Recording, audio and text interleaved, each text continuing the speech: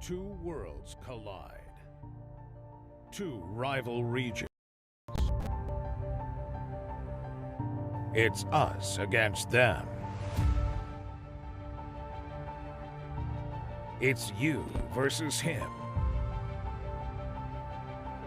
It's one versus one.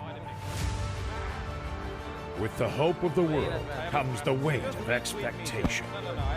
A true battle of strength. The time is here. The time is now. A new age is upon us.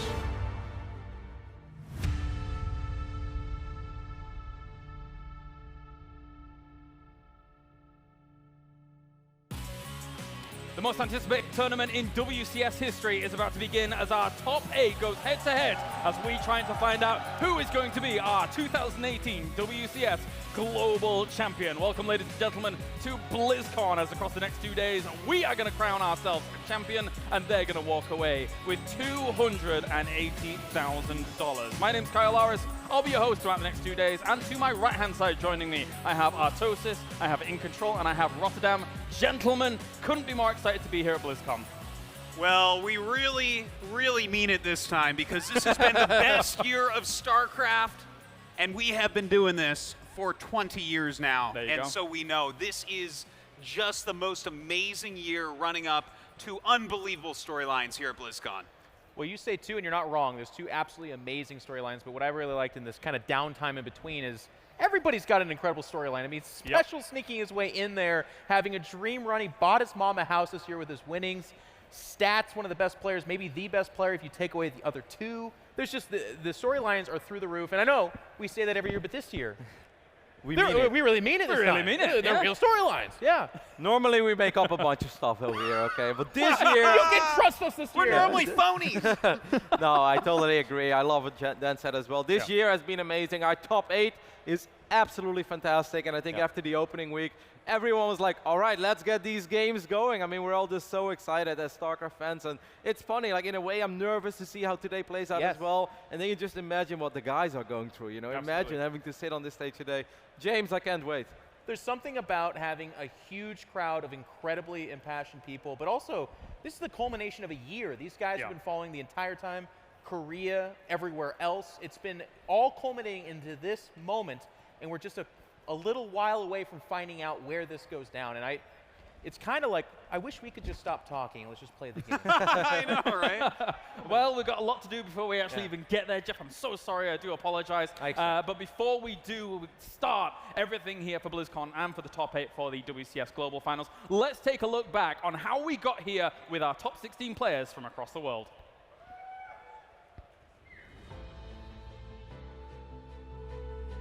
It's the culmination of everyone's efforts. Across the next 2 weeks, we are going to watch as our victors, our hopefuls, and our hope breakers battle here to become a world champion, as top 16 players from across the world are going to be attending. Welcome, ladies and gentlemen, to the 2018 WCS Global Finals. The Immortal has just now popped out. It's going to go down the ramp. It's solo. Neem's going to try to stack a few more probes. 14 hit points. One more volley here for a couple of The Immortal, though, pushes him back. He's going to go ahead and back up and get out. The Warp Prism's gone, and so is this rush. GG! Maru takes this. And he will, to no surprise, take Group A first place. Maru. Serral is about to make a mockery of two of the best Protosses on planet Earth. He beat SOS in convincing fashion earlier, and now Zest. My God, he's so good. It could be one of those matchups where it's like an absolute mirror for the longest time before finally something happens. But then he actually moves out for the engagement. Kind of surprising there by Showtime to come out and when he's actually ahead. No. Oh my goodness, he ignored the Phoenix. That means he's going to end up losing two Immortals here. Stats will win this group 2-0 over Showtime. Raw numbers, flank the army, collapse on it, and just use that overwhelming swarm. Yeah, I think you summed it. Oh, God! And I think that's basically it. I mean, Rogue is going to remake so quickly here. Classic with no third base. There's really no way to recover from here. And that that's it. 2-0. The reigning champ shows he's still got it.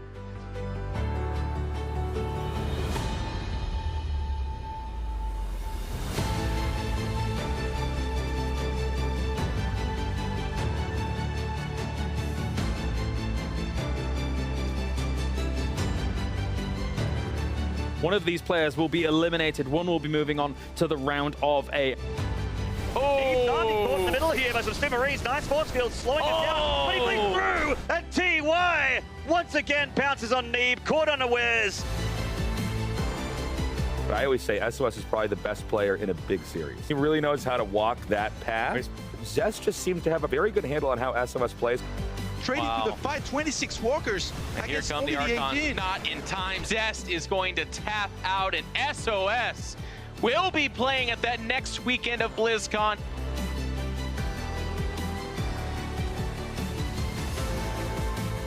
But it looks like somehow Showtime is holding off everything from every angle. Beautifully done there by Showtime. Ever expanding, and that's more than enough. Yeah, that is oftentimes how the games end. But GG, Dark takes out Showtime in that revenge match.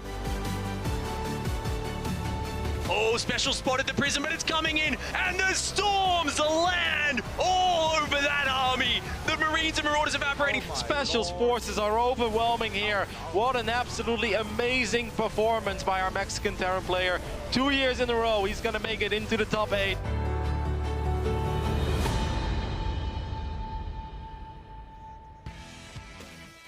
A turbulent group stage makes its way here into our round of 8, of course, and it was kind of all over the place, our group stage.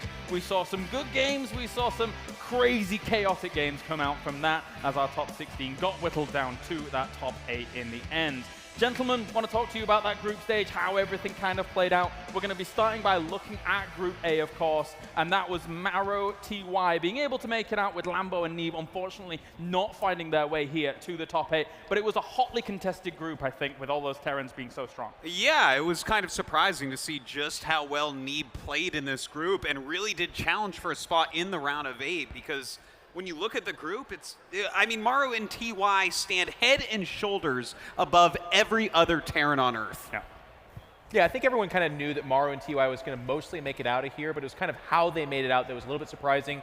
Lambo with some close games, not quite getting there just yet. Neeb actually upsetting TY in that first series, but then the group returned to normalcy. We expect Maru to be in that top 8, and frankly, we expect TY to make it out as well, and we got that, so it felt right. I think, Roddy, one of the kind of things that came out of this was that TY had a bit of a bumpy road to actually get out of that round of 8. Yeah, absolutely. I mean, you're looking at a guy that was at the most recent GSO Code as final, so a lot of people thought it's going to be between only TY and Maru to figure out who's going to take first. No, that wasn't the story. The story was Maru's winning this group, and TY, let's see if you can actually make it out. He did make it out. That's obviously the second year in a row that he's here again in the playoffs, but it was pretty close. I mean, it wasn't easy. He dropped the map against Lambo as well, and I think if Lambo would have made some minor adjustments, that really could have been a crazy group, because then obviously Lambo versus Neeb would have been a decided match.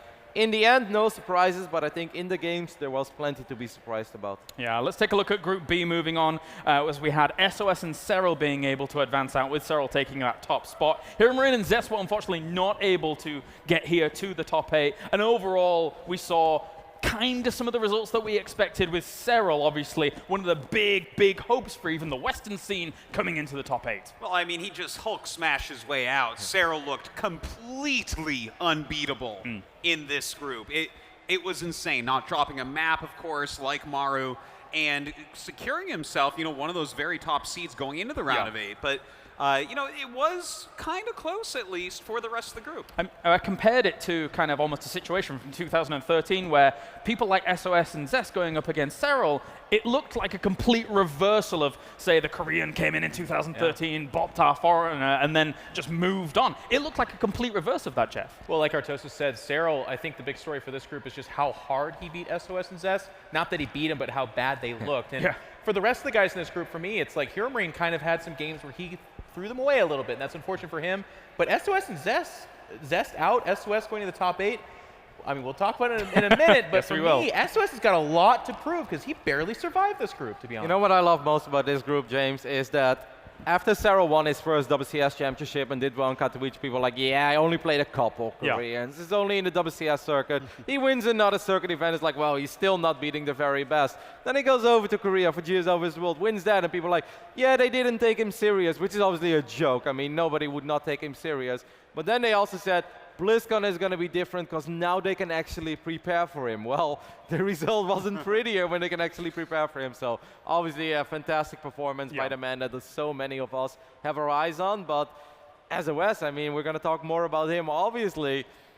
I think on one of the Team Liquid articles, it said he looked like the worst player even in the series that he won. And it's really hard to disagree with that. He did not look like it, yet he's here. And that makes it obviously very excited because so many people still look at the two-time champ to potentially ruin all of our storylines. Maybe, maybe. Let's move on to Group C as well, with Stats and Dark being able to advance there. Showtime and Haas having a bit of a harder time, but I think looking at Stats and Dark that did advance, that's kind of what we expected coming into that one. Yeah, I mean, well, you're kind of always expecting this, unless at this point we're up into Serral territory, right? Yeah. But I think one of the big things for me in this group is just how good Showtime did look. Sure, he got 3rd place, but knocking Dark down 2-0 in that first match, that was a big surprise for me, and I was very impressed.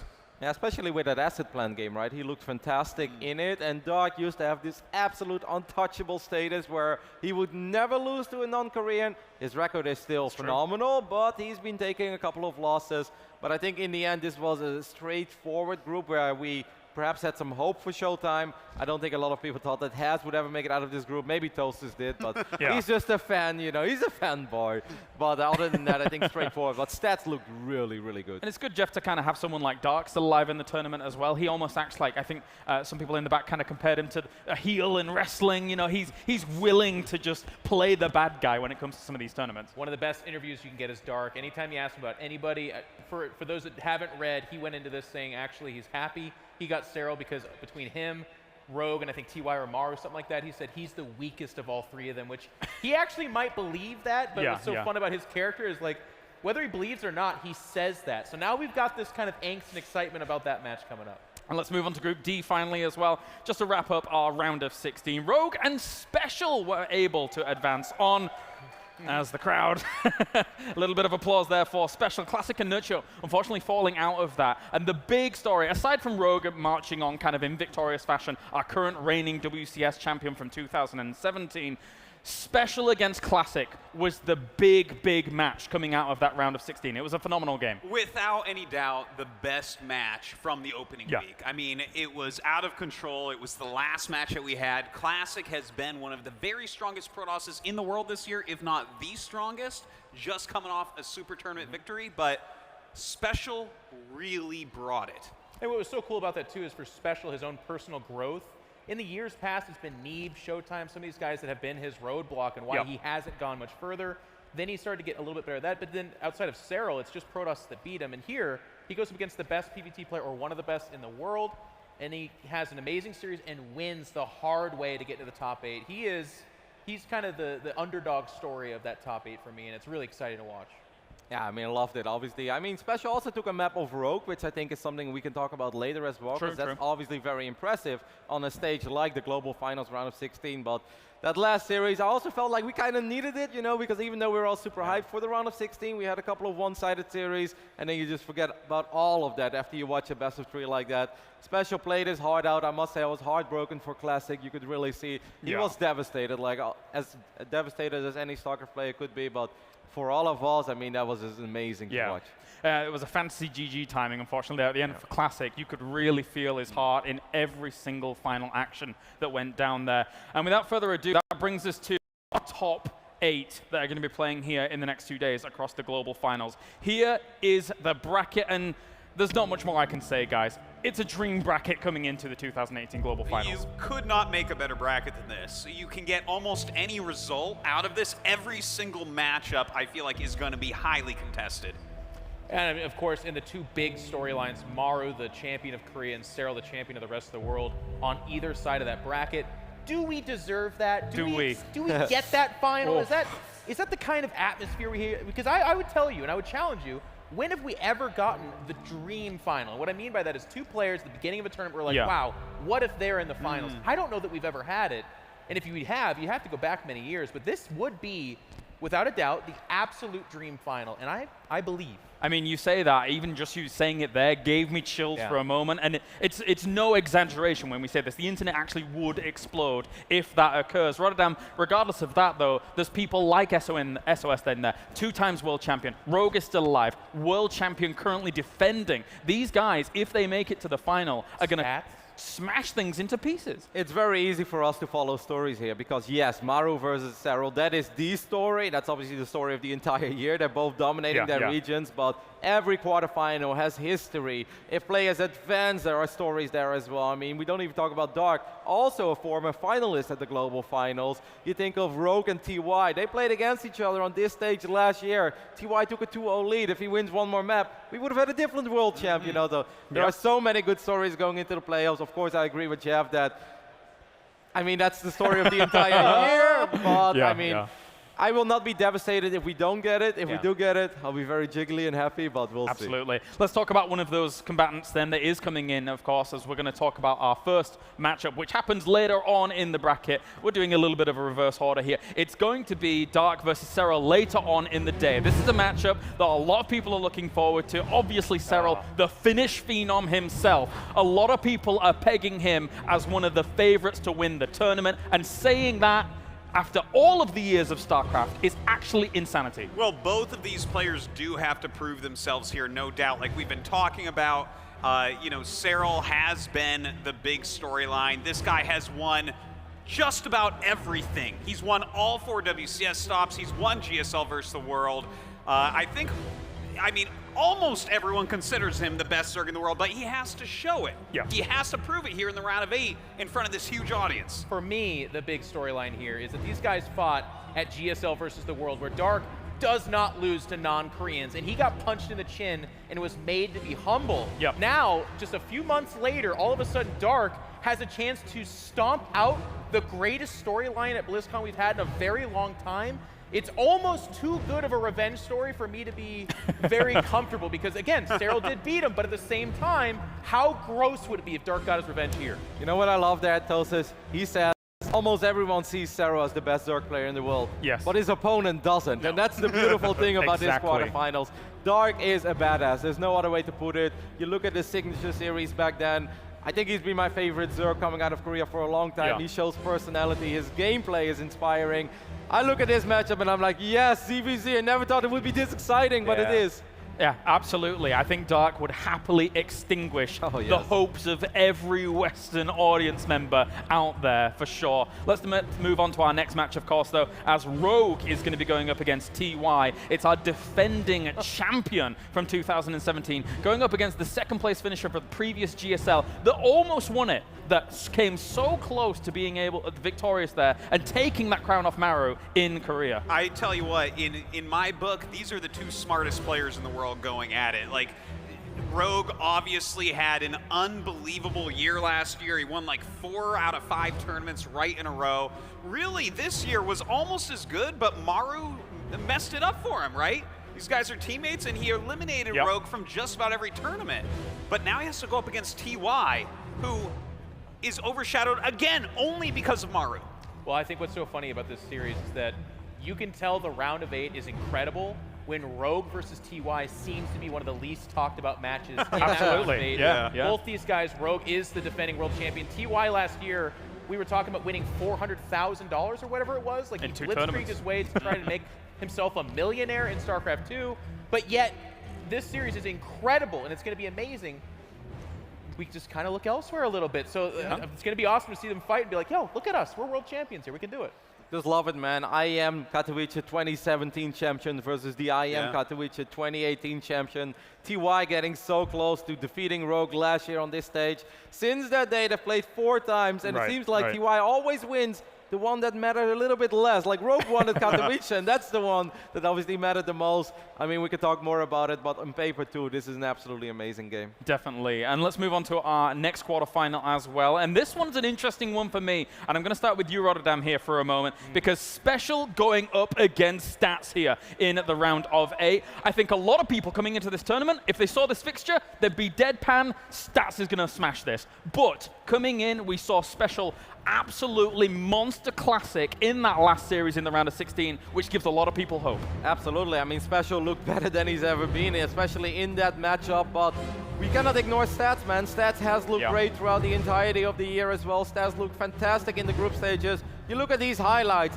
he was finishing off his opponents while expanding on the other side of the map. He won games where he didn't need to yet. And as amazing as Special's performance was against Classic, in both games he got very far ahead. Classic clawed his way back into it.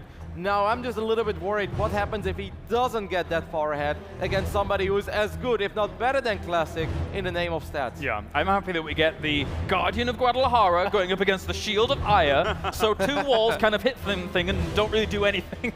Look, all 8 of these players are amazing, obviously, but this tournament has a 3-headed monster, and Stats is that 3rd head. Yeah. If it weren't for the year that Maru and Serral had, we'd be talking a lot about Stats, more even. Yes. So in a normal world, Special is going to get slayed here. He's going to be destroyed. But after that last series, I begin to believe there is that X factor, a little bit of magic. He's playing for something more. Maybe he can topple Stats. Let's not forget, though, Special has played Stats multiple times before, right? Last year, we saw him play him in GSL as well, and they actually have pretty close series overall. I think it's just going to be kind of a clash of styles. You know, Stats being just so strong defensively. Is Special going to adapt his play? Because if he does, he is of the level that he can take out Stats in a best-of-5. And let's talk about our final round of 8 match as well, which, of course, is going to be the first match we'll be looking at here throughout the day. We're going to be having SOS going up against Maru. Let me just repeat that. Yeah. SOS versus Maru. The round of 8. Let's talk about their roads here, because for SOS it wasn't easy, but for Maru it definitely was, Artosis. Well, I mean, we talked about that Group A, and we kind of brushed over him because it was so one-sided. Yes, I mean, he did not lose a map, I guess kind of as we expected. Maru is just the best. He's the best. He's way, way up there. I mean, that was the normalcy that we expected, at least, was Maru showing up and taking care of business. In fact, I would say all 3 of the guys, that triple-headed monster, they all did, right? They made their groups look very easy. If anything else happened, we'd have all these questions and be really worried, but instead, I feel like we're going to crown the best player in the world at this tournament, and I'm excited about that. It's one of those best-of-5s where you can speculate for days. On one hand, you could say that SOS simply did not look good enough to be able to take out Maru a week later. Then on the other hand, you have everyone saying that doesn't matter, these are the playoffs, and this is where SOS shines, and they've had close series. And of course, recently SOS did have a victory over Maru as well. I just have a hard time believing that with what he showed last week, that this time he can level up, not 1 level, but he needs to level up 3 times to defeat Maru here. Somebody believes. But yeah, I don't know. He's on this stage right now. I know. Artosis? Has SOS ever lost BlizzCon? No? Oh, okay. He's technically not wrong. He's technically not wrong. Neither is Serral, That's romantic thinking, though. I mean, you have to like analyze the games a little bit as well. And with what Maru has shown us over this year, like how guys, I just don't see how you can say that SOS is going to win here. We can talk about that more after the break, of course, later on. But we're going to look at the schedule here to get you up to speed with everything that's going to be going on down today. Of course, we will have those 4 quarterfinals, which will lead into our semis. And every single one of these matches eliminates a champion, a champion that could potentially move on here, because it is that close that we're seeing here in the round of 8, and that is why we are very excited. But then later on, we do have our ASL versus KSL show match as well. That's going to pit Last against Rain as we figure out who is going to be the ultimate champion as ASL clashes against KSL. And that pretty much wraps things up here, guys. Thank you very much as we get ready for our round of 8 WCS Global Finals. Stay tuned. We're going to go to a short break. When we return, it's going to be SOS going up against Maru.